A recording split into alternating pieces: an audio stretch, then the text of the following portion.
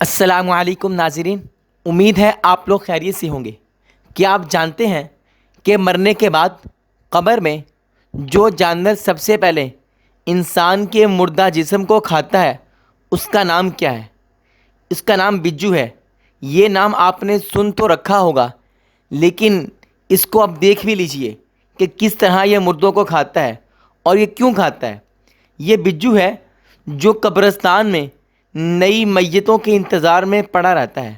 جب بھی کوئی انسان قبرستان میں جاتا ہے تو خود ہی قبروں میں سے اس کو کئی طرح کے کیڑے مکوڑے نکلتے بھی نظر آتے ہیں، اور قبروں میں بنی بلوں کو دیکھ کر اس کے ذہن میں سوال اٹھتا ہے کہ کیا ان میں سانپ رہتے ہیں جو سوراخ کر کے اندر چلے گئے ہیں۔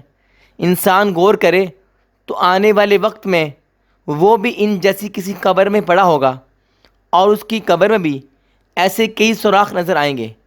اس میں کوئی شک نہیں کہ قبرستان میں سانپ اور کیڑے مکوڑے بھی ہوتے ہیں، لیکن بجو ایسا جانور ہے جو قبرستان پر راج کرتا ہے۔ یہ مردہ خور جانور چوہے اور نیولے سے مشابہ ہوتا ہے، جو تازہ میتوں تک بہت جلد پہنچ جاتا ہے اور ان کا گوشت ہڈیوں تک کھا جاتا ہے، اور یہ اس انتظار میں رہتا ہے کہ کوئی میت دفن ہو اور یہ اس کا گوشت کھائے۔ اور اس کے سونگھنے کی حس بہت تیز ہے، اور یہ پہچان لیتا ہے کہ مردہ ابھی دفن ہوا ہے یا کوئی پرانا مردہ دفن ہے اس میں۔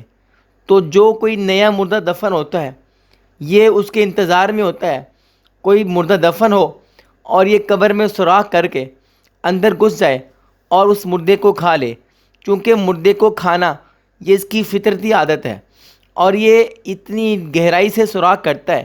اس کے پاؤں کے کھودنے کی رفتار بہت تیز ہے، بہت تیز رفتار سے اپنے پنجوں سے اپنے پاؤں سے سوراخ کرتا ہے اور قبر کو کھودتا ہے، مٹی کو کھودتا ہے، اور کھود کر کافی گہری سرنگ بھی بنا دیتا ہے، جس سے پھر اس کے اندر داخل ہوتا ہے۔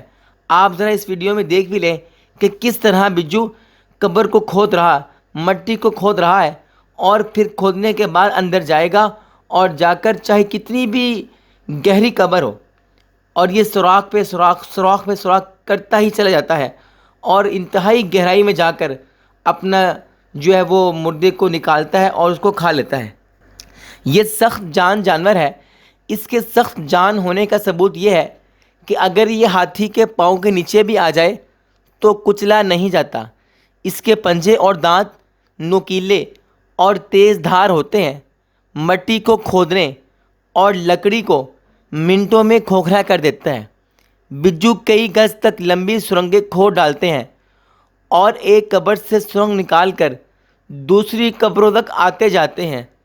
یعنی ایک قبر کو کھودتے ہیں، اس کے اندر داخل ہوتے ہیں، اور اندر سے مردے کو کھاتے ہیں، اور پھر اندر ہی اندر سے باقی قبروں میں سوراخ کرتے ہیں، اندر ہی اندر سے کئی قبروں کا صفایا کر جاتے ہیں، مکمل طور پر مردے کو کھا جاتے ہیں، حتیٰ کہ اس کی ہڈیاں بھی کھا جاتے ہیں۔ اور جو ہی کوئی تازہ میت دفن کی جاتی ہے، ان کی حسیات انہیں مطلع کر دیتی ہے کہ ان کا شکار پہنچ گیا ہے۔ ان کی سونگھنے کی حس بہت تیز ہے۔ ان کو پتہ ہوتا ہے کہ یہاں پر میت موجود ہے اور اس پر گوشت بھی ہے، تو وہ اندازہ لگا لیتا ہے سونگھ کر۔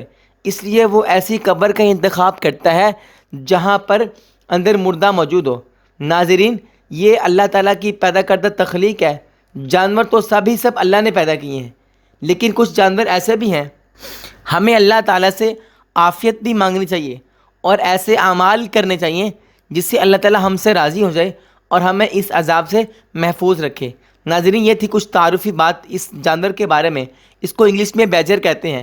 تو اگر آپ کو معلومات اچھی لگی ہوں تو آپ ویڈیو کو لائک کر دیجئے اور چینل کو سبسکرائب کرنا تو نہ بھولیے۔ ملتے ہیں ایک اور ویڈیو کے ساتھ، تب تک کے لیے اللہ حافظ۔